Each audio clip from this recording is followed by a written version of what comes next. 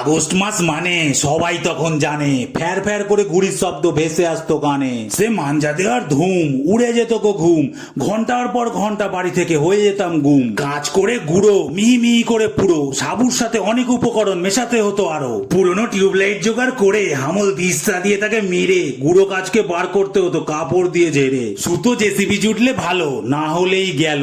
হামবার হলে তার আবার মোম তোলার ব্যাপার ছিল। নারকোল ছোবড়া ধরে ঘষে ঘষে জোরে হামবার সুতোর মোম তুলতাম অনেক কাণ্ড করে। একজন খুলতো সুতো আর একজন মাঞ্জা দিত, পিছনে আবার আর একজনকে টিপনি ধরতে হতো। সে হাজার হাজার সুতো গোটাতে হতো অত, তার মধ্যেই মাঠে লাঠাই কেটে ঘুড়ি লুটতাম কত। অস্ট্রেলিয়ান পেপারের ঘুড়ি ডিমান্ড কি তখন তারই, সে ডজন ডজন ঘুড়ি কিনে সে কি বাড়াবাড়ি। টেপ বাদদাম হাতে, আঙুল কেটে না যায় যাতে, সুতোয় তখন প্রচুর ধার, মানে নাকি তাতে। ঘুড়ি ওড়ানোর দিনে হাত গোড়া দিয়ে টেনে কি যে তোমায় বলবো, সে কি আনন্দ যে মনে।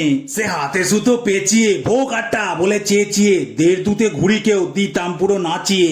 আমারও ঘুড়ি কেটে গেল একবার, কি জানি অচেনা সুতোতে কার। হঠাৎই হারিয়ে ফেললাম দিনগুলোকে, জীবনে খুঁজে পেলাম না আর।